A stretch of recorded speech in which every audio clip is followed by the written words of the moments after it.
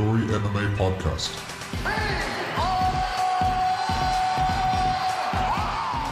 What's up, ladies and gentlemen? This is the Guts and Glory MMA podcast. I am Liam O'Griffin, and I'm joined, as always, by Mr. Paul O'D. How are things? It's been a while. It's been a hell of a while.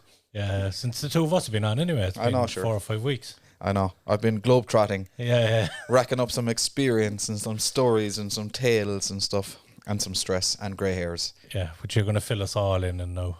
We will. Yeah. We will. So, there we go. We've got lots to be getting on with. Let's be getting on. I want to fight with Chuck. Chuck. I think he just blew his wad there. Anderson Silva, you absolutely suck. Yeah, so it's been a long week. I want to apologise for my absence yet again. But it's been a long few weeks for you, to be fair. It's been a long fucking month, really, to be honest.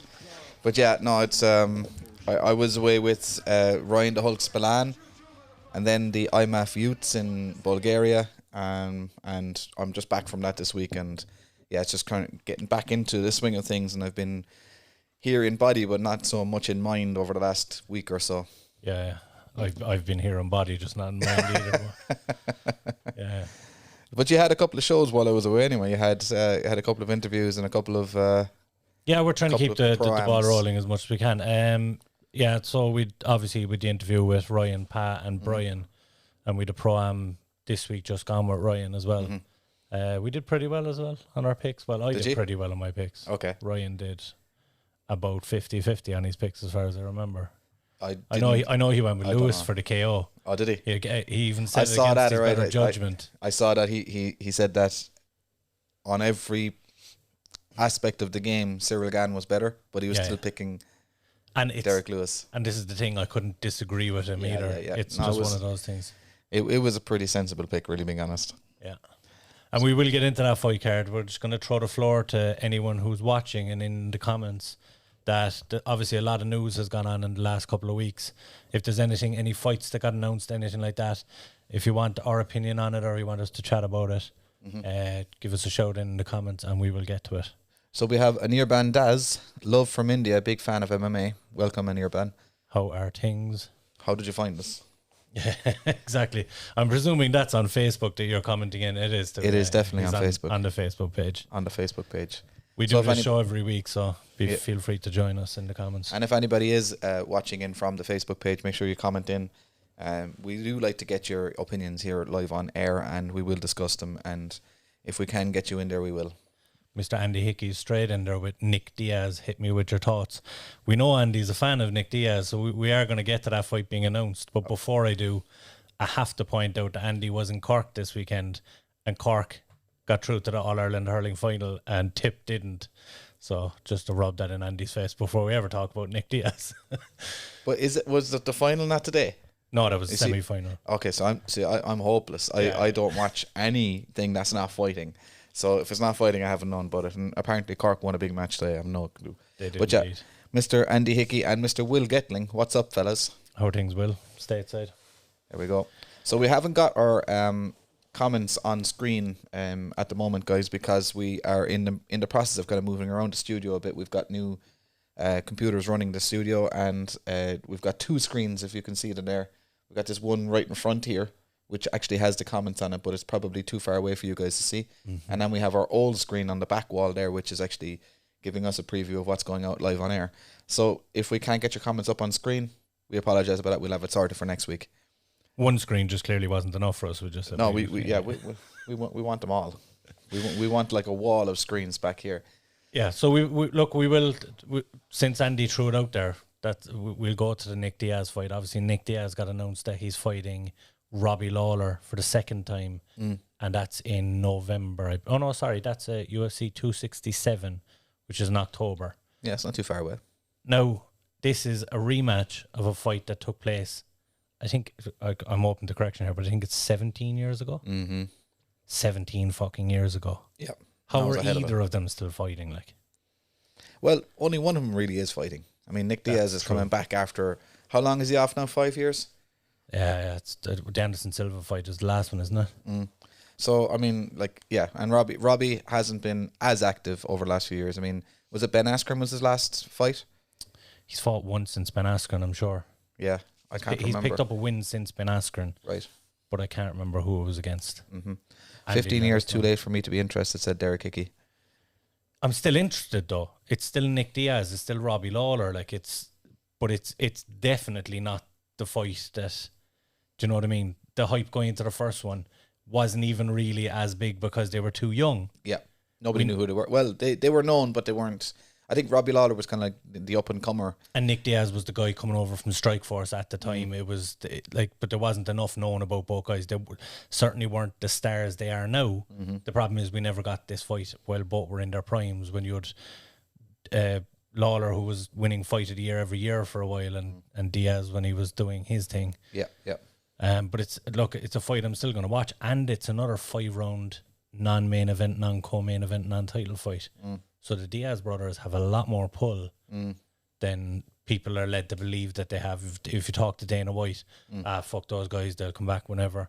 But they're calling the shots when they are fighting. Yep, 100%. Completely. So Paul Ben D lost a bet with Nico. Okay, Ben Doucette. Oh yeah. He bet on Lewis and now has put three Mentos in his mouth and drink a Coke on the show tonight. I'll 100% be watching that anyway.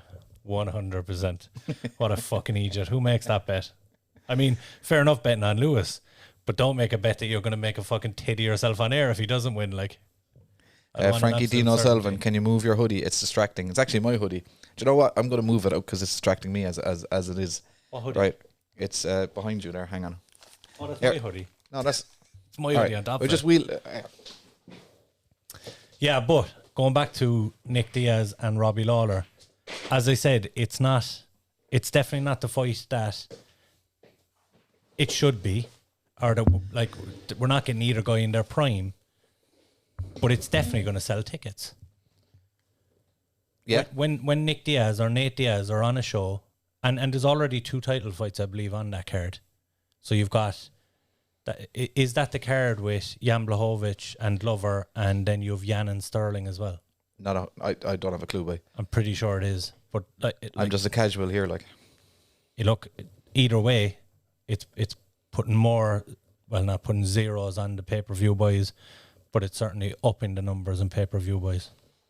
And correct me if I'm wrong, but didn't Nick Diaz come back from against the run-up Clay in that one? Didn't he hit him with it? I know he hit him with it like a lead hook that looked like half a jab, half a hook. Yeah. And Lawler went kind of face first, planted into the ground. But wasn't Lawler winning that fight up until that point? Or can you remember?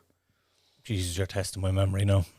I remember it being a close fight, but I remember, because you see Diaz, he'll take punches to land punches. I remember it being one of those. I don't think he was under the cosh at any point, but Lawler might have been edging on the scorecards kind of way. All right, yeah. Yeah, it's a hell of a long time ago. Yeah, I'm all for it. I think like Robbie Lawler is in that phase of his career where it's legacy fight, or not legacy fights, but kind of legend fights. I don't think either of them are heading back towards a title. Oh, it's a suitable matchup for both. 100. If they're gonna continue fighting at the highest level, these are the opponents they should be fighting. Yeah, they shouldn't be going in against young, hungry killers at welterweight. Yeah, like Matt Brown and Carlos Condit, that kind of a thing. Exactly, yeah. And guess who else is on that card? Matt Brown and Carlos Condit. No. Mr. Hamza Chimaev. Hang on. Straight in their way. Yep, he's taking on the leash. Too much Li Jingliang. Good for you, baby. That card, actually, we've joked for how long about the Eastern Bloc takeover. That card, you have Blachowicz, Peter Yan, both competing for belts. Yep. Oh, well, Blachowicz is the title holder. You have Makachev is on that card. You have Hamzat is on that card. You have Gamzatov is on that card. There's 3 or 4 of the absolute killers on that card, so it's definitely one to keep an eye on. Carlos Augusto Mohamed Hoyapaya Oporto. That is one heck of a fucking name. Absolutely. Holy shit. I think I can take the rest of the podcast off after getting that right. Saludos desde Chile us. So Greetings from Chile. I think that's what it meant. Yeah. Oh, geez, we're getting fucking good here, boy. That's Palahan's opening the door now to the Spanish market. We have to wise up. There we go. We're gonna have to learn some Spanish. Yeah, for fucking sure. Speaking of Palahan, it must have been difficult. Obviously, you're over in Holland at the time, or you're in Bulgaria. Bulgaria, yeah. And not getting to be there. Obviously, look, you're gonna have commitments all over the world, but it must have been a weird one as a coach to be watching from halfway across the world. It was in some ways it was kind of, I could just relax and watch the fight. I didn't have to be there, but I was still just as nervous. Yeah, of course. It was out of my control. I could do nothing. I couldn't shout any instructions that he could hear. You probably still were just to your phone. I was screaming at the phone, and like we were 2 hours ahead of Ireland. Yeah. So it was like 9:30 p.m. where we were, but they were fighting at like 12:30 p.m. They were fighting at lunchtime over there in Miami. Yeah. I couldn't get a reliable stream on my phone, so I had to get Jimmy to screen record the one that he was watching and then tune into that. So like I was watching the corner of a small screen. Oh Jesus! And there was 15 of us huddled around trying to get that, and then it was skipping and it was mad. But the first fight he obviously fought the lad from Spain in the first fight, and that guy was a striker. Now we didn't realize. Well, I didn't realize. We none of us twigged that he was a jiu-jitsu black belt. I did. Did you? I mentioned it to you. Oh, did you? I mentioned it to you a couple of weeks ago. Okay, well I completely ignored you. Because I came in and I said, he's a jiu-jitsu guy. He's got legit jiu-jitsu skills. And you were like, nah, he's a Muay Thai fighter. And I was like, okay, I must have the wrong guy. Okay, right. Well, you were obviously right and I was obviously wrong. But that's me doing, just checking back on his topology kind of way. Like I guessed that he was high level jiu-jitsu. All right, well, we skipped over that. So a lot of his fighters. So what we did was we just watched the fights that he had the last 3 or 4 fights, and he was always standing up, and he was like a Muay Thai guy, and he had a strong right kick, and then not a whole lot else really.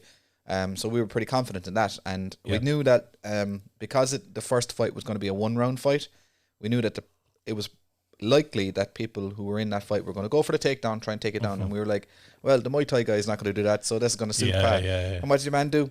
Straight on the single leg, takes Pa down, lamps on the cross-face and underhook, and just holds him. And Pa was saying that he was surprised as to how dry they both were.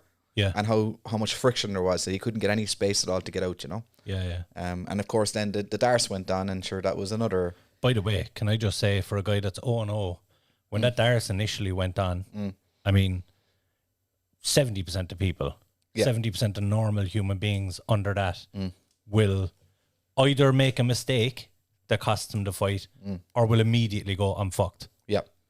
No, not the leech. Completely composed. He's cool gave as a himself cucumber. 3 or 4 seconds. Yep. And started to rotate the right direction. Yep. And he also had Ethan Gearin in his corner as well, who was no doubt giving him the right instructions from the side. Advantage, yeah. The fact that Pa is also a specialist in the darce choke himself. He loves the Peruvian necktie, darce, anaconda, all of these variations. So he knows his way around this position. But he did, as you say, stay calm, got out of that position, and then just started lighting him up. Yeah. And at the end of the round, got the back mount, belly down, rear naked choke sunk in. It was sunk in as well. It was done. And 2 seconds later, he would have tapped, but the bell went. Having said that, I was touch and go as to whether he had done enough. It was very close. Here's where I was at. I thought he'd done enough to win the round. Yeah. As in, I think he'd done way more damage, and he's, granted, it was only a second at the very end, but I thought that his submission attempt counteracted the submission he was in. And I even think the fact that he got out of that submission being so tight played to his advantage as well. But you never know when it goes to the judges. Yeah. Did you see Quilcha there with the comment? Did you see that? Do you see the Italians are kicking up a fuss over those first round fights, or those one round fights? I think is what fights. he means. What's happening over there, Quilcha? Let it fill us in there and what they're giving out about the fact that it was a 1 round fight, or what's the issue? Yeah, because I mean they all signed up for the same thing. Well, the Italian guy was the fella that fought the French guy. I mean, he didn't even get out of the first round. So what the fuck is he giving out? Yeah, he got stopped with a standing rear naked choke. Yeah. So yeah, I'm not sure about that. But I mean, like if they're gonna do a multiple fight in one night type of tournament, they have to make some allowances for guys getting cut. That's why they don't have the elbows and the knees to the head in the first fight. Or I imagine when they're doing the 8-man tournament that they're going to do that twice. Yeah. And the final would be the only one with 3 rounds in it. I mean, the thought process would be that at some point they do a 2-round, but 2-round is way too dangerous because of the fact that you can have a draw very easily. Yeah. So it's either 1 or 3. It could go 1-3-5. Because if you look at Tapology, actually, they have Pa listed down his second fight as a 5-round fight, which it wasn't. It was a 3-round fight. I'm right in saying it was a 3-round. It was 3 rounds, yeah. Yeah, they have it down as a 5-round fight because it was a final, but didn't go that far regardless. But that's besides the point. But yeah, I got a lot of people messaging after he won the first fight saying, he's fighting that big, massive French dude. The man's a fucking animal. And I was like, because we had watched tape on the French dude already. And I actually have notes written down here somewhere in the office where we discuss how we're going to beat the French guy. Yeah. And we talked about him mentally breaking in most of his fights previous to this. We discussed that very, very clearly. It was like, you stuff a few of his takedowns and that dude's going to quit and you're just going to break his heart. And that's what he did. He did get, I think he got taken down the second fight as well. Yeah, he did early, But he got back to his feet and he got kicked in the balls. Fair play to him. I mean, that. By the way, I'm just going to throw it out there because I don't give a fuck. He meant to kick him in the balls. Do you reckon? He threw the knee straight up the middle, realised it was short, and all of a sudden the foot came out. Just flick. Yeah. That's a deliberate kick in the balls. But if I've ever seen one. It doesn't matter, right? Because everybody from SBG Cork knows that when we see a kick to the balls on its way to us, we retract our testicles. Is this a Northman thing again? It's a Cork thing, right? It's a Cork thing. You learn some fucking serious skills up in the Northman about fucking dick tapping. So we have, Quilcha has ... I'm not sure what that is. Into Thin Air. Missed you guys, been super busy, but here we are. Already August. Ugh. Quilcha was ... because I was having a go at Tapology. Sorry, Quilcha. The elbows Pa hit with that lad with off his back were cruel. They were cruel, yeah. And actually I spoke to Pa afterwards and he was like, when he saw the trickle of blood coming down his arm, he was like, this is fucking mad. And he kept going. Yeah, listen, and that's the other side of it. A guy who's not used knees, not used elbows, took to it like he's been doing it for the last few years. Pa looked like the one that had 12 pro fights. Yeah. And I know we all talk about the experience at amateur, but these guys had as much experience at pro as Pa's had at amateur. Definitely not the same level. I think Pa fought a higher level at amateur than these guys were fighting at pro. 100%. Pa's never been in a heated fight. But the thing is, like, Pa looked like the veteran pro in there. Yeah. Very impressive. So Into Thin Air, haha, he did. It was on purpose. The ref gave him a hint that he's too tall to kick that high. Yeah. Mr. Ben Doucette, our least favourite Doucette brother in the house. Hey lads. Listen, Ben. What's the crack? What you making bets for? You got to make a fool of yourself on another podcast. Like, don't get me wrong, I'm tuning in and I'm going to fucking thoroughly enjoy it. But that's silly stuff. Silly Three stuff. Mentos and a Coke. Is that dangerous? Like, I mean, is his head going to explode? No, he'll just get that fizz down your nose. That horrible feeling. He'll just get that. Okay. And he'll probably have reflux for about 3 days. Matthew Doucette. Lads, how's the crack? Our favourite Doucette brother. They always log in at the same time as well. I'm pretty sure they're in different states. They must message each other first to you go watching the show. Yep. Anyway, it's good to have you in, lads. It's like a reunion party. I haven't had a room with all of these guys in the one place at the one time. We have the two Hickeys. We have Into Thin Air. We've literally got everybody with us right now. The two Hickeys? Yeah, Derek Hickey and Andy Hickey. Oh, yeah. I don't remember who the second one was. So tell us about your travels anyway. Obviously, you're Amsterdam and then on to Bulgaria. Tell us how... Yeah, so we started out in Amsterdam. Obviously, Hulk was fighting over there in LFL, Levels Fight League. Great promotion. Yeah, it looked, very, very good. They put on a good show. Yeah, and we had Robin Black was the MC. Is that legit only their second show? Because I know, the way some people, they change up like the name a little bit and they put on another show. As far as I'm aware, that was their second show. So impressive. Yeah, no, they were very, very good. And Robin Black just adds an air of like fame to it straight away. Do you know, like, I mean, I didn't even know he was going to be there. He adds name value, but I cannot fucking stand him. I really. He was actually really nice. Like him and Mauro. Yeah, they could be nice, but I'm saying listenability. Him and Mauro Ranello go fucking through me. The two of them go through me. It's WWE, and it's just wait. Yeah, can't be having it. So Ben said, "See, the thing is, the bet wasn't my idea. I made a bet for someone to grow a mustache, and I decided that I should embarrass myself. So it is what it is." Who's supposed to grow a mustache? Nico Getling, I'd imagine. He's Will's co-host on the Fight Gods podcast. Okay, fair enough.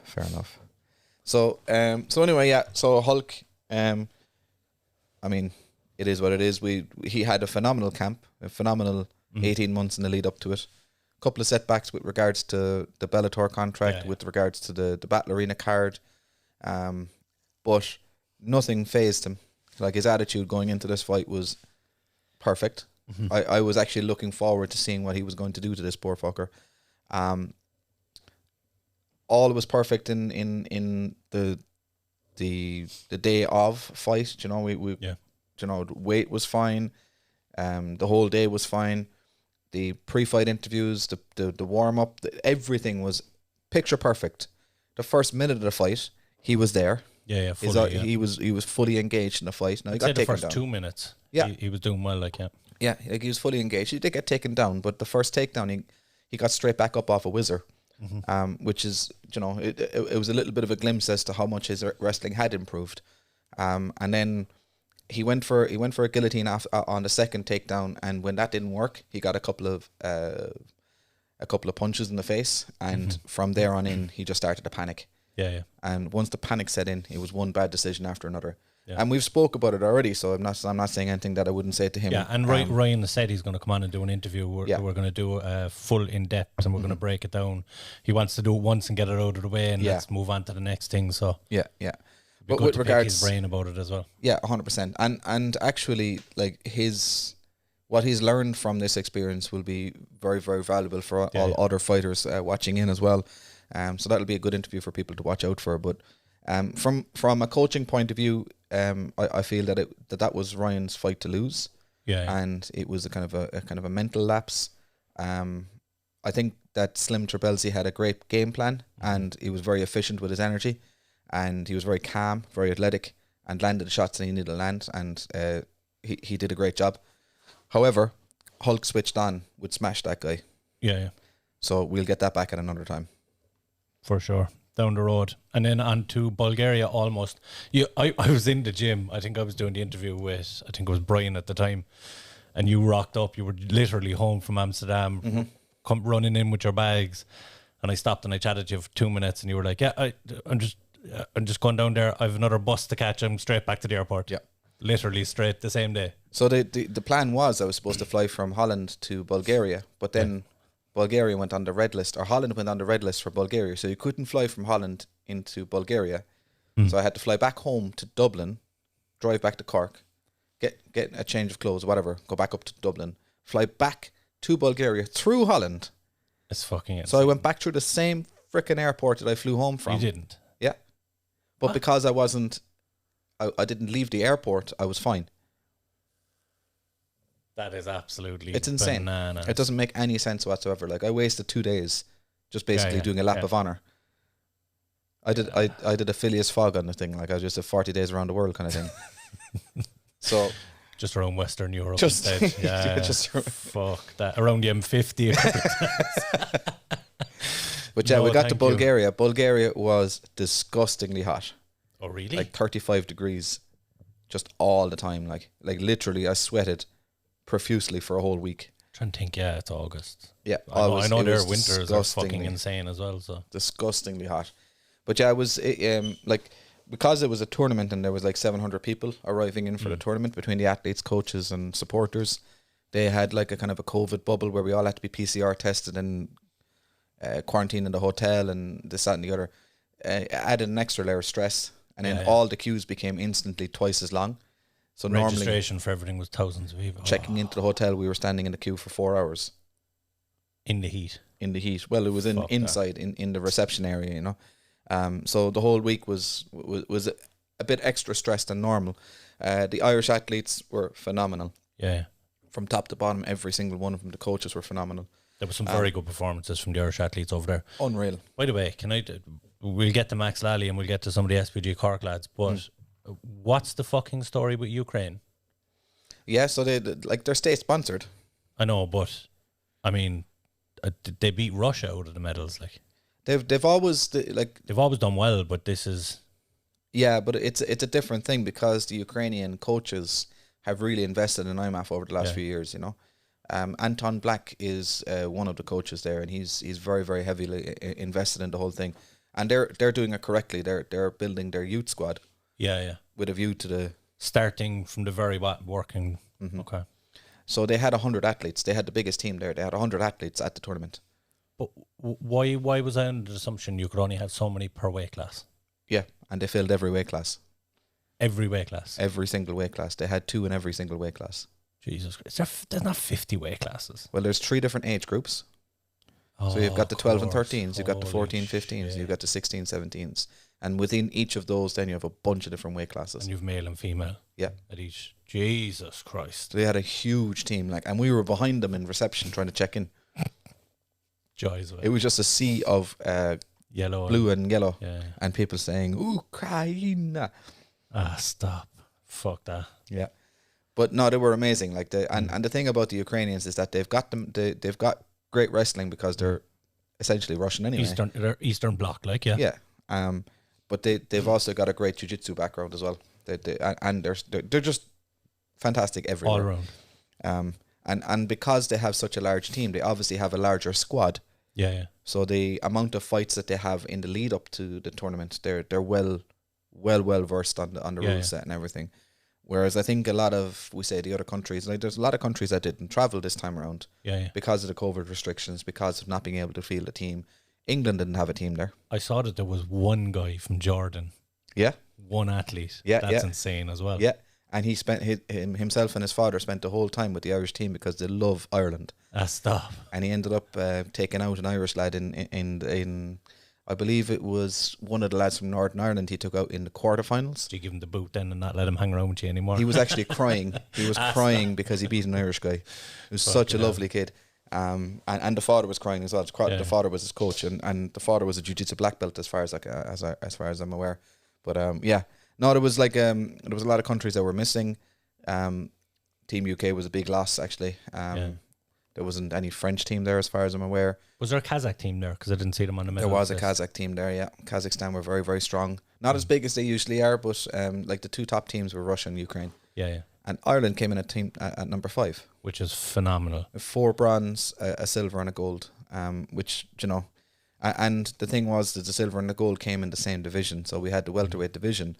And the other thing about that is that the 2 guys that qualified for that beat out one of the guys from here, from Fiona O'Rourke. Yeah. So he would have been number 3. So fucking hell, yeah. essentially we have the top 3 welterweights in the world at 16, 17. That's mad.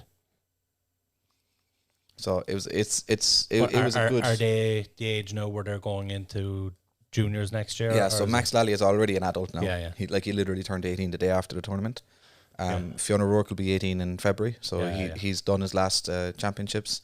Jordan Scully, I'm not sure. I think he might have another championships in him, but I'm not 100% on that. But it was a phenomenal performance by everybody. As I said, it's like the four bronze, gold, and silver. Max Lally was the guy that got the gold. Phenomenal performances all the way through. Beat somebody from every country. Like he had Kazakhstan, he had Russia, he had obviously Ireland. But like every performance, he was just miles ahead. Phenomenal performance. And Jordan Scully, who he fought in the finals, also did exactly the same on the other side of the bracket. Yeah. So the 2 Irish guys were above and beyond the best athletes on the match. Yeah. It was great to see. And what about Fufu getting a TKO finish, but no, you're not allowed a head strike, and he got a TKO finish. And he predicted it as well. Apparently, Yeah. He put that out on his Instagram page as well, on his Insta That's damn story. impressive. Those leg kicks looked horrible. Yeah, they were. But you know what? He was he did very well to listen because Fufu gets a bit kind of excited when he's fighting. And in the 2019 Worlds, he was doing something very, very similar, and then he would shoot for a takedown, and then we say fall into a guillotine or something. Yeah, yeah. You know, because he wouldn't have had the same level of jiu-jitsu as some of his opponents. Yeah. This time, he would land the strikes, engage in a clinch, push them up against the fence, land some more strikes, and then disengage to continue striking. Yeah, yeah. So it shows a level of maturity in him, and it also shows that he was able to listen in the corner, listen to his corner as well. So it was great. I was very, very, very happy with him. Brilliant stuff. And then Rubber Bones Luke Williamson turning into Nick Diaz in the middle of his fight, throwing I up gang missed that signs. one. I didn't even see it. I didn't get to see that one completely. Yeah, he was fighting. So both Fufu and Luke were fighting two guys from America. So Yeah. we were kind of, America is very, very strong no matter what sport they're in. Do you know what I mean? So And they're always going to have that wrestling base as well. yeah, absolutely. So Luke did very, very well. He fought off the wrestling very, very well, and of course his karate black belt coming into the fore. His striking was unreal. But what it was like at the end of the first wrestling exchange, and he kind of fought for the underhooks, got hip position, got head position, and he disengaged, and he was like, right, let's go. And he started throwing gang signs at that stage then, and it was just a murdering after that then. But it was great because he was walking out to the cage, and the American kid was right behind us, and himself and his coach were having a moment, a motivational moment. It was like, this is your time. You're here to shine. You're going to kill this motherfucker. And Luke was looking at me, and he was like, what's he on? What the boys doing there? so American. Yeah. No offense, Ben. No offense. No, it was fun. It was fun. But yeah, and then Pa then topped off the weekend, and we were watching it on a small phone, and of course now he's a superstar over in Miami. But here's the other part to this, and before we do get to the fights, we're going to talk about the fights that happened last night, but we've loads of time. We won't stress about it. What about Combache Global doing 1 million viewers on a weekend that UFC and Bellator went head to head, and they barely crossed 1 million between them? Mm-hmm. Yeah, crazy. Absolutely crazy. And I don't know, is that because of the TV deal they had? I know they were with Univision. Yeah, so where was it? Can any of our American viewers tell us where Combache Global was? It on CBS or was it on Paramount Plus? Paramount Plus. Okay, all right. So they have Paramount Plus and Univision, which is across all the Americas. They're the studio, right? But they have a channel going across all the Americas. Mm-hmm. Their reach in South America is ridiculous, and people are questioning like, how do they get these numbers against? And you're competing with the UFC only getting 800,000, 900,000. But they're going to every country in South America and putting on a product that's in Spanish for them, that's targeted to them. And it just goes to show that there's a huge market there. And this time, of course, that probably didn't even include the air sport numbers and the people who were watching in Italy, no doubt, in France, in Spain, in Ireland. Yeah, 100%. So, big weekend for Combache Global. And Pa coming out on top of it in the main event. I mean, it's huge eyes on him, like. Yeah, no, he's getting a lot of heat on his Instas and his socials and everything. So he's a happy boy. Will Getling saying guts and glory work in the anti-American angle. Not at all. Always. I was trying to deny it. You just went full blown. It's only to have a go. It's only to have a go at Ben though. Well, that's it. Because we've one American on the team and we like to bully him. That's all it is. So the weekly armchair. So this is obviously keen. Yeah. I know it's the MMA opinion, but what's your thoughts on Kelly Harrington winning a gold medal for Ireland in the boxing in the Olympics this morning? Unbelievable. But here's the thing. So Ireland always have one big hope for a gold medal, and we kind of hinge all of our hopes on that person. We kind of knew going over that there was a good chance she was getting gold. If not gold, she was going to get silver. But it was the same with the Roars from Cork. So it's the first one I can remember since I've been alive that I was confident going into this of 2 gold medals. I mean, I can't remember another Olympics. Maybe Rio, because everyone thought it was going to be Katie Taylor and Michael Conlon. But they thought it was going to be 2 boxers. Yeah. And we ended up getting none over there. Yeah. Oh, sorry, the Roars again. The 2 Cork boys again. But nobody knew who they were. Up to that they were point. Unknown, So, it's the first one I remember that we got our 2 gold medals that we were expecting. And look, she's phenomenal. She's going to be, like, Katie Taylor's paved the path to make a career in professional boxing. Kelly now would be silly not to follow that now. How old is she now? Kelly would be 24, 25, I think. would she have another Olympics in her before she goes? But that's my point. Like, yeah, Is there any point? that's it. She's got her gold medal. Yeah. I think. Look, I know it's easy for me to say I haven't trained all my life for a gold medal at the Olympics, and that for these athletes, especially for women boxers, up to only Katie Taylor did it. You're aiming at the Olympics all your life. That's your end goal, and gold medal is the best you can ever achieve in that sport. Besides being on an undercard of a couple of scraps in GA halls, until Katie Taylor paved the way. The reason I say it now is Katie Taylor's done it. She's made a lot of money. There's an opportunity for Kelly Harrington to go 100%. and make some serious money now while she's still relatively young. Yep. And she'll have relatively easy fights in her first 5 pro fights as well. That's if it. she's snapped up by a proper management team, you know. Yeah. But You can be sure Eddie Hearn's sniffing around there already. 100%. Fuck's sake. So what I'm looking forward to, like one thing that I've noticed, I don't know if you've noticed this as well, Keane, is the amount of social media for Kelly Harrington. Well deserved, not begrudging her any social media, but every newspaper, every radio station, every fucking dog on the street knows that Kelly Harrington is the gold medalist, and everybody 100% behind her. So where was Max Lally's coverage? That's kind of the point I was getting to, but I can understand because it wasn't the Olympics, and we're not at that level yet. But what I'm looking forward, and this is why when we say people who are against IMAF and people who are against the kind of regulations coming in for MMA, what we're missing out on with MMA not being recognized as an official sport is that Max Lally is suffering because it's not an Olympic sport. You know, and I look forward to we say 8 years or 12 years time when we have Olympic gold medalists for MMA coming back to the country and getting that much coverage. It won't be until we have an Olympic medal, though. I think even if they make this an Olympic sport in Ireland, go over and compete, most Irish people aren't still going to support an Irish athlete going over to do MMA. They're just not going to watch. There'll be a feigning interest at best. But if we get a medal, it changes things. But we will get a medal. Yeah. We almost always come back with at least a bronze or a couple of bronze, a couple of silver from every IMAF. And we've got multiple world champions. I mean, we've got multiple gold medalists. Yeah. Like as a nation, Ireland ranks among the top 5 this time around. Yeah. We've always been within the top 10, and we're usually within the top 5 in terms of medals. Yeah. So it's a very, very good chance that if MMA gets to the Olympics, that Ireland will have regular gold medals there anyway. And I know they're pushing for, I think it's 2032. Is it Brisbane or Sydney or something has 20? For MMA? Yeah. Well, originally it was 2028 for Los Angeles. Well, I know it's in Australia at some point in 2032. Okay. And I think there's a lot of people targeting that now for MMA. Yeah. It's within the next, it's within this generation anyway. I think the 12 and 13-year-old kids who are fighting in this year's youths will be the ones that will be the first generation to see an Olympic dream.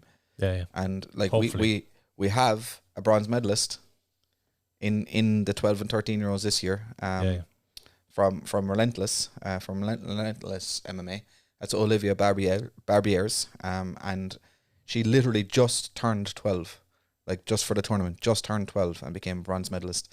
So there's an athlete now that we could get behind. That's our Kelly Harrington for MMA for 2032.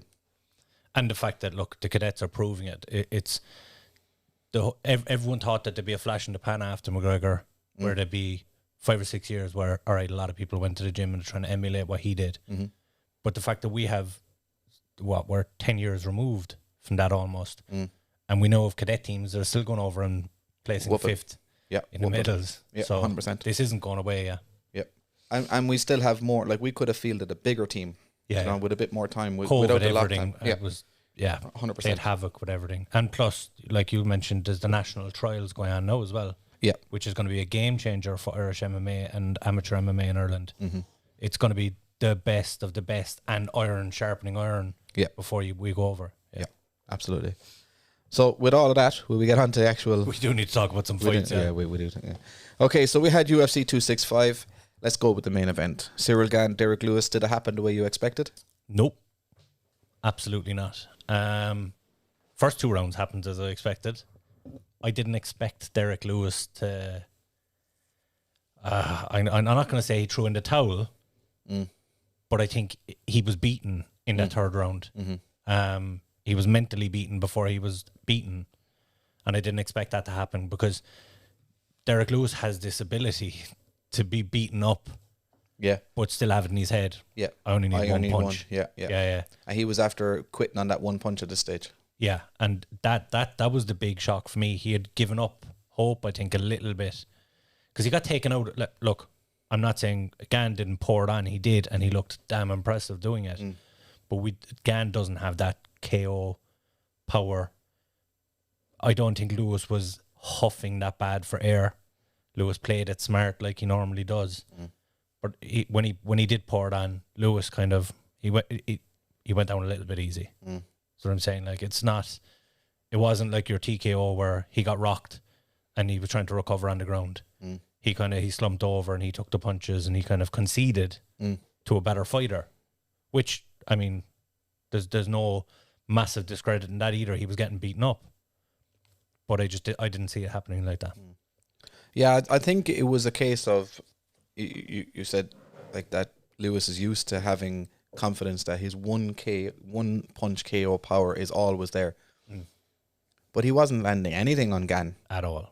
And he couldn't get close either. He couldn't get close. Like I think he gave up the hope of actually touching him at all. Yeah. And I think that fucked with him more so than we say if he landed 1 or 2 and Gann had shook him off. Yeah. It was at least he could still hit him at some point, but he was missing everything.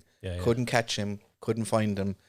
Although how good were those kicks though? He threw a couple of, he did a scissors kick at one stage for a left high kick. That man, for such an odd shaped man with knees that bend inwards. Listen, you say odd shaped, just say fat. No, he's odd shaped because his knees bend inwards. Like when he's standing, he stands like an hourglass from the hips down. Yeah. It is. Know? Yeah. He is a very, very weird shaped man. And he was trimmer for this fight than I've seen him in quite a while, as he was in decent condition by his standards. So he did look like he was up for it, and he looked like the cardio was there to go 5 rounds. I just think he got outclassed. How good is Gann though? Yeah, he's a problem. And the storyline is there now. There's no former teammates in the MMA factory, and Hulk's opponent was a teammate of those as well. Yeah. So Hulk is entwined in this story somewhat removed. Yeah. I'm clutching at straws here, but bit. you know. He could put his name in there. Yeah. But yeah, it's that's a marketing dream now at this stage. They're ready to go, you know. And is it John Jones with Stipe? Was that a rumor, or has that been confirmed, or where is that? The fight was offered to Stipe. Would you fight John Jones for your next fight? Stipe said yes. John Jones Tumbleweed. doing John Jones shit, like Yeah, tumbleweed. That's exactly it. He's a bitch. Like, I'm just gonna fucking say it. I don't give a shit. Ducked and John. Ganu. Nice to meet you, John. Give a fuck. Listen, he could punch me 100 times. He wouldn't knock me out. He's a dangerous man. Don't get me wrong. He ain't knocking out a heavyweight. Like, it's just not happening. And if he fights Cyril Gann will murder him at his own game. Yeah. Like, Gann is a better in and out striker than John Jones is, in my opinion. And especially a heavy John Jones who's going to be a little bit slower. I think Gann would murder John Jones. I'd pay to see it. Yeah, see, this is the thing. All of a sudden, I didn't want John Jones getting anywhere near that strap. Now we've got Francis and Gann going for it. I'm like, yeah, feed John Jones to one of them, either or. Yeah, no, I still think Francis Ngannou, Cyril Gann is the fight to make. Let Stipe take out John Jones. Let John Jones disappear into the background and then give Stipe the rematch afterwards then. I don't think it'd be a rematch. You don't think it'd be a rematch? You think Gann is going to take out Ngannou? I think Gann's one of the most impressive heavyweights I've ever seen. Like, we talked about Kane when he was in his prime, and it was that movement and the cardio. And fair enough, he was different because he really put it on fighters, and everyone talked about his cardio, that he was just this freak fighting like a bantamweight. But Gann moves like a bantamweight, but the output isn't as massive as Kane's was. But I think he's high level striking, and the way he's able to pick people apart without getting hit, he's a freak in nature. Francis is probably going to be his biggest threat But I think if he goes in and he smokes Francis, I can't see anyone in a heavyweight that gives Cyril Gane a problem. Like, I mean, we look at, he's 10-0 now. He's only 7 fights in the UFC. He's only he's only in MMA 3 years. And this is what he's able to do. Kid's only getting better. Yeah. And it's not like he's better. reached as, you could say the same thing about, we said Brock Lesnar back in the day, where he's only 3 or 4 fights in, he was already UFC champ. Yeah. But I actually, somebody only messaged me about this the last day. Some random dude. I thought he was trying to sell me some gear, but obviously he was an MMA fan. He was asking my opinion, but he asked me if Brock Lesnar, like much of the athletes these days, had taken up MMA a lot younger and got into a camp like, we say, AKA Winklejohn, something, yeah, something like that. Would he have done better? Would he be up there with the greats of the heavyweight division? 100%. I don't think so. I'll tell you why I do think so. Because there's no arguments. All right, we'll put the juice to one side for a minute. He's a freak athlete. And you can say the same thing about Cyril Gane. Freak athlete. If you put any one of those guys that's just an athlete through and through and through into this sport from a very young age, they're going to excel. See, I don't think so. I think you need a bit of finesse for striking, and he doesn't have finesse. He's a sledgehammer. That's all the juice. I think it's his personality as well, though. You know, I think he's just a bulldog. Like, I just think he's just all brute force and ignorance, and I don't think he would ever learn how to bounce on his toes. I don't think he would ever learn how to do head movement correctly. You think he'd got caught too many times? Like, I think he would have just been the kind of fella that would whack the pads every day in training, blow a full head of steam at everything he's doing, and knock out all his training partners, and then never actually get very skillful. Yeah. You know, so I don't think I think Brock Lesnar actually did reach his potential, as opposed to Cyril Gane, who he was world just champion. scratching. Yeah, I know. Yeah. But he got taken out. He got found out when he fought Alistair Overeem and when he fought Cain Velasquez that he couldn't hold it together with these elite level strikers, whereas Cyril Gane is literally just scratching the surface. Yeah. He's a scary dude. Very scary dude. So Into Thin Air says, hotter than 2 rats fucking in a wool sock in August out here, boys. Brock is a different type of human. Yeah. That he is, to be fair. 100% he is. I still think he reached his potential, though. I don't think there was any more that Brock could achieve with his body. Yeah. Or with his mentality, as you say. His personality more than anything else, yeah.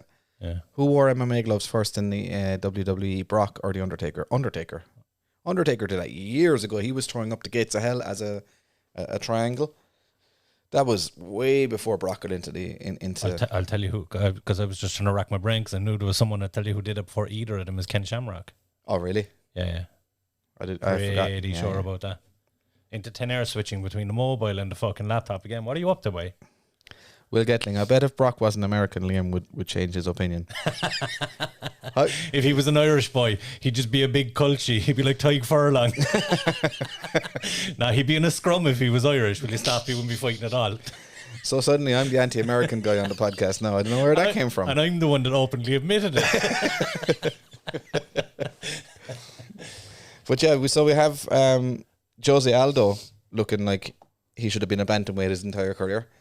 What's the story there like? Yes and no. All right, so David put into the comment, anyone else have a hard on watching Jose Aldo fight last night?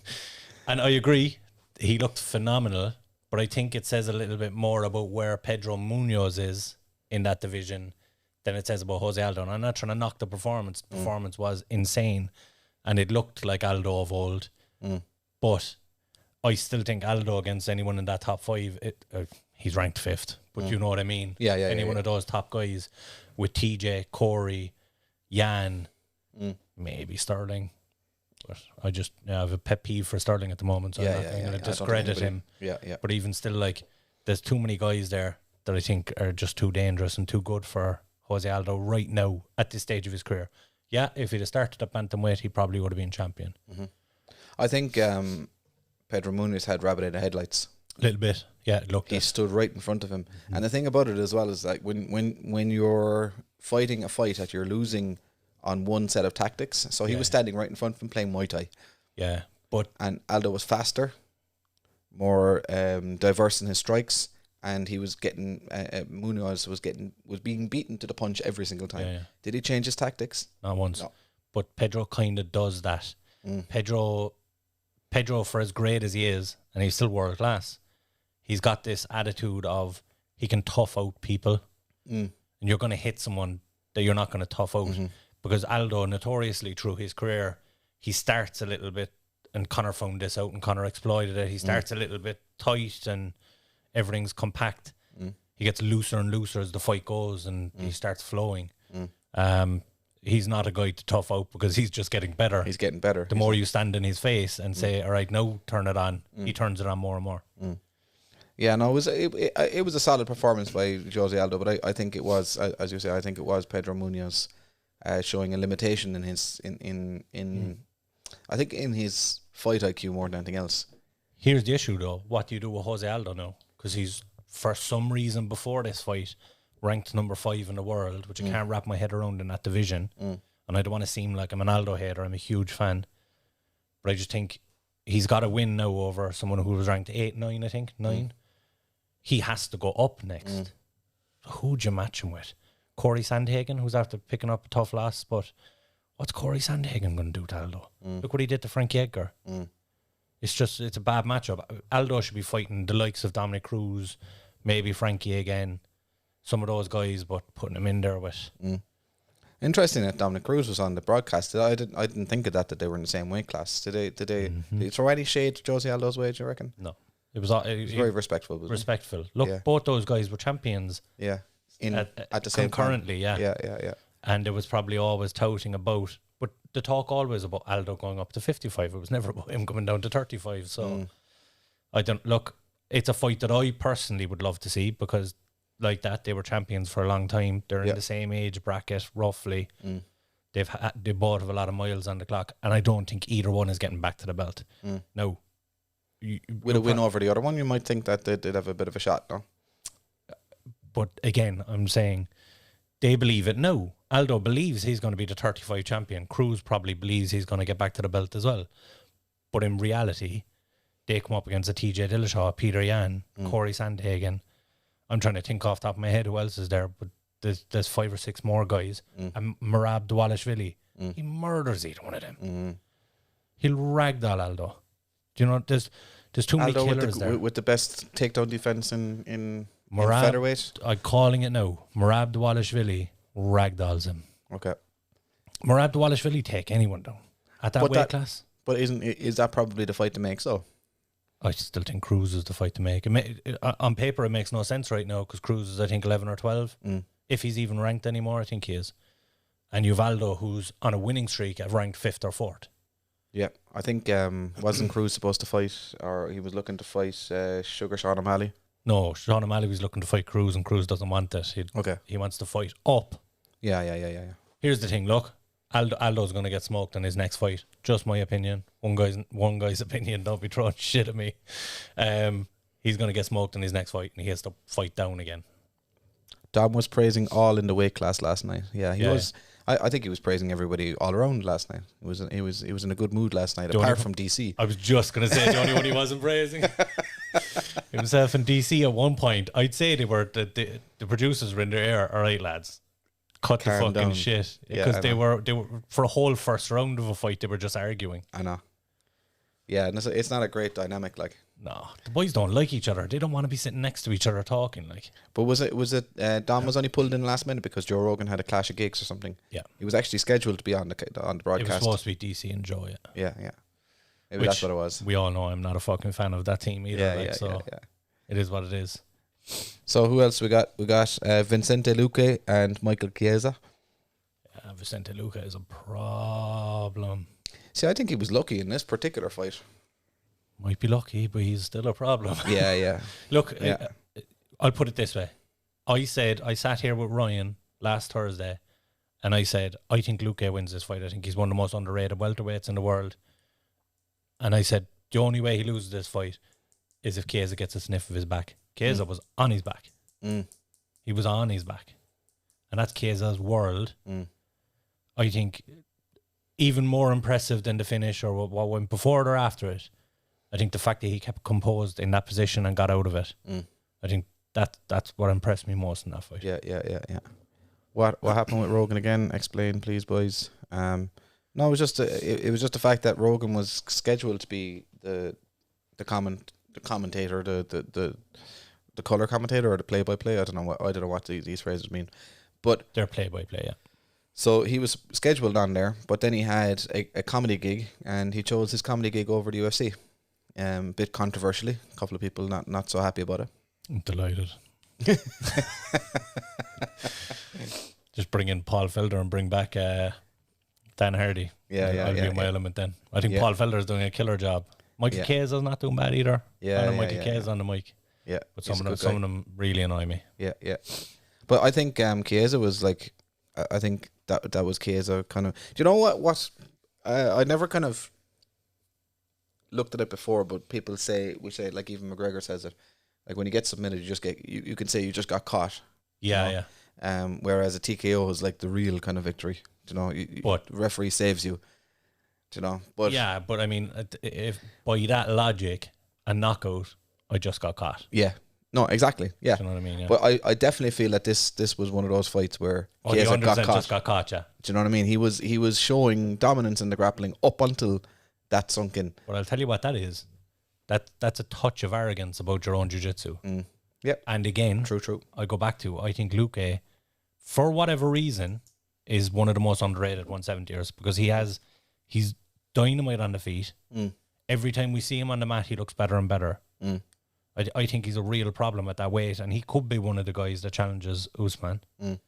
But look, I agree with you. He got kind of lucky in the finish, but it's no fault of his own. The Chiesa kind of little bit sloppy and gave it up. Yeah. No, it's. I mean, he had to have the skill to finish it. Yeah. Was it Vicente Luque that Usman texted or tweeted at saying, "I look forward to seeing you in the cage soon"? Ooh, didn't see that. Yeah, very possibly though, because he's always looking for a contender outside of. Yeah, because I was looking down through the card to see was there another welterweight in there, but not I can't anyone, remember. Certainly no one near the rankings. Yeah. Interesting. Must have been. I didn't watch Tisha Torres and Angela Hill. Not a bad fight. Tisha Torres came out and did the business again. Second time. Look, I said again last week I wasn't that excited about this fight because they're two girls that I don't believe are getting up to that top five. You know, they're 10 to 15 girls. Angela Hill she'd frustrate you because she looks like she's getting better and better and better and better, and then has a tough loss. And she's kind of repeated that throughout her career. That brings her to 11 losses in the UFC now, I think. Yeah. Or was it 10 losses in the UFC? Which is a record, I think. Yeah. Well, herself and Randa Markos. I think Andy Hickey had a stat up about that. That's right. But Tisha Torres had so many tough losses in a row. She's starting to put it together again. But again, I think she's already hit her ceiling. She might beat another couple of girls around that top 10, but she's not going to go much further than that, I don't think. Yadong Song and Casey Kenny. Again, I didn't watch this fight. I'm a big Casey Kenny fan. But Song Yadong, 23 years old. God damn it, he looks impressive. I don't think it was a split decision. I think Song Yadong took it. And Casey Kenny was up in the cage and hands up in the air and giving out about the decision after the fact. Personally, I think Song Yadong did more damage. Just looked more composed throughout. And Casey Kenny is one of the guys at bantamweight that I thought, yeah, he's outside the top 15, but when he gets up there, he's going to give a lot of them problems. But the fact that this guy's only 23 years old, we've seen that he has deathly knockout power. But now we've seen him against a guy that's very versatile, massive speed, and just comes forward. We've never seen Song Yadong moving backwards, put it that way. And Casey Kenny was coming at him the whole fight. And Song Yadong looked impressive fighting backwards. And towards the end of the third round, he was on the front foot. So, damn impressive. So, is he moving to the top 10 now, or was he top 10 already? Neither were ranked. Okay, so he's going to be ranked after that. That's the depth of the bantamweight division. It's just killing it. Yeah. So, I saw this fight, the Fiziev and Bobby Green fight. That was a barn burner from start to finish. Unbelievable. Look, Bobby Green's been around forever, but this Fiziev guy is one of the most entertaining fighters on the roster right now. Like, he wanted that kind of fight. He wanted to sling hands and talk shit. He was talking about it beforehand. He wanted to get in there and talk shit with Bobby King Bobby Green. Yep. Bobby King Green. Yep. But he faded massively. In the third right round. in the last round. Yeah. I'll tell you what, though. Someone gave that third round to Fiziev, Yeah. one of the judges. Yeah, 30-27, yeah. With See, he did do more damage, though. That was the thing. Yeah, but he got outstruck 2-1. More than 2-1. Yeah, but it's danger and damage. And like the shots that he did land caused more pain. Do you know? Yeah, but I still think there was an overwhelming edge of being outlanded Yeah. for the majority of that round. Like, it's always... Yeah, I wouldn't argue either way, but... There's one big punch, counteract, 5, normal, significant strikes. Well, it does, because it's danger and damage. But unless you get dropped or whatever, Yeah. do you know what I mean? Yeah. It's hard to equate them unless you see someone get wobbled or sit down on a punch or something like that. If they're eating them, it looks more. But is it causing, is it really causing more damage? It is, I know it is, but we can't really judge. Yeah, I had it 29-28 to Fiziev. But I was a bit surprised, but I can still see why. Yeah. I could still see why someone might have that opinion. I don't think it was the right opinion, but I could see why it could happen. But yeah, a couple of new exciting, Fiziev, a new exciting lightweight to add to the mix there. Bobby Green definitely not new. He's not new, yeah. I know.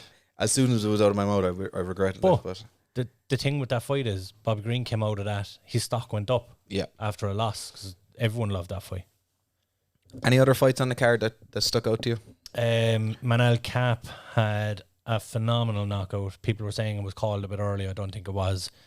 Got hit with the knee, flush, went down, and he was landing clean strikes. The ref pulled it off. Odie Osborne was given out, but I didn't mind the stoppage. I always kind of err on the side of if you've been knocked down and you're eating strikes, the fight should be done.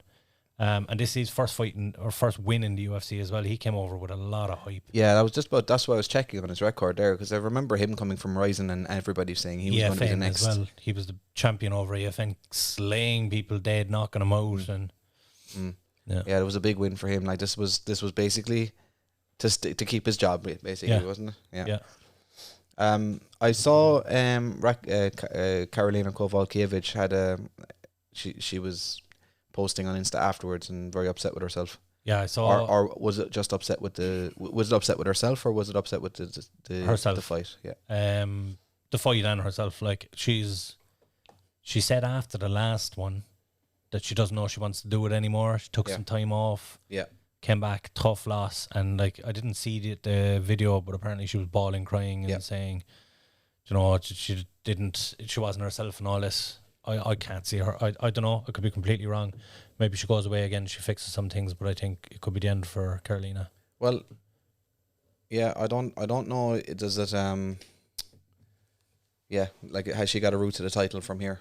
Probably not. I don't think so. No. Yeah. And like you look at the losses she had when she was up at that top level, she lost all the elite girls. So she's kind of got that stumbling block now, and she's come back and she's after fighting someone who's, I don't think, ranked even. So yeah, Jessica Penn. Yeah. I don't even know yet.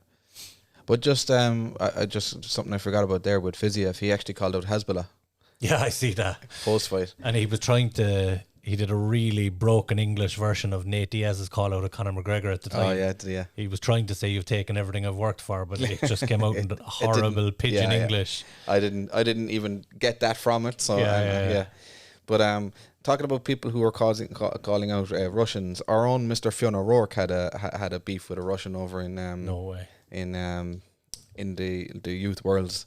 So one thing that we okay, I'm going back a bit here now. I know we're gone off the UFC. No. I just want to get back onto Mr. Fionn O'Rourke. We call him Magomedov.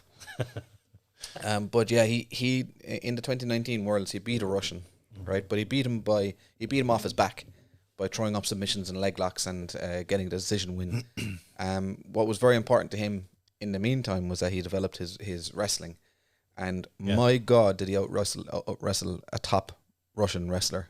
Literally ragdolled him around the ring for the whole 3 rounds. Jesus. Now, he made a mistake in that he was so hyper-focused on wrestling that he forgot to strike. So Which is what he won the fight on the last time. exactly. Yeah. So danger and damage wasn't in his corner. So the Yeah. first round was close. Fionn had all the takedowns and all the top control. Yeah. But right at the end of the round, his opponent got a sweep and just half attempted a submission. Yeah. It wasn't anywhere near close, but it was the only significant danger. Of So the he round, got the yeah. round. He Yeah, got yeah. the first round. Fionn went out and whooped him left, right, and centre for the second round, got the second round, and it was all in the third round. And based on the amount of wrestling he had done in the first two, you could see he was starting to kind of tire a bit. Fatigue, yeah.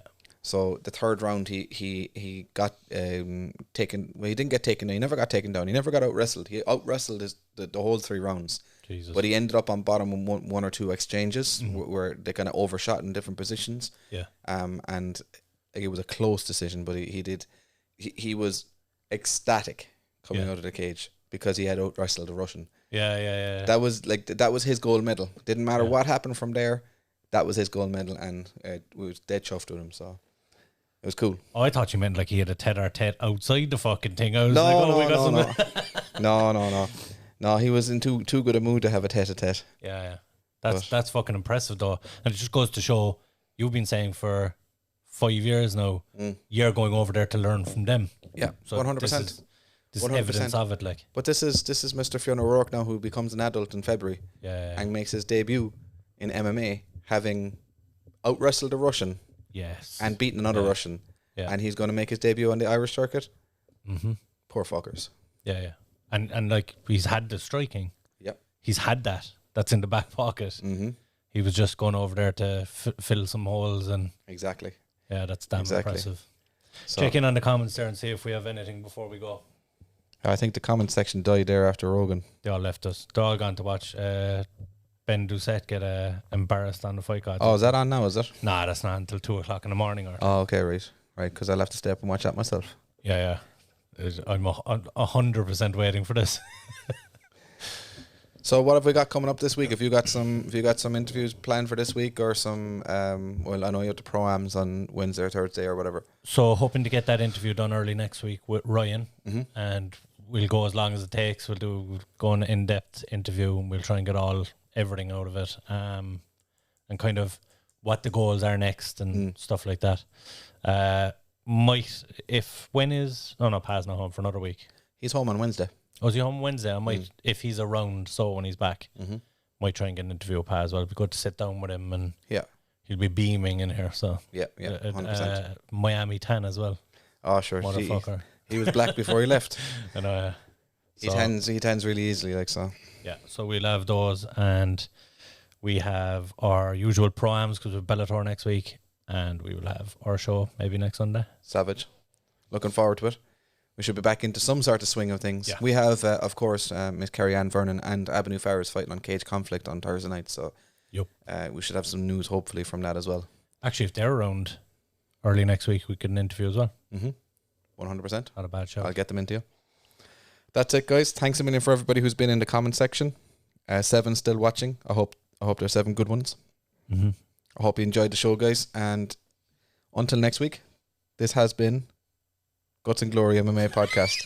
I forgot which podcast I was on there for a second. I want to fight with Chuck. Chuck. I think he just blew his wad there. Anderson Silva, you absolutely suck.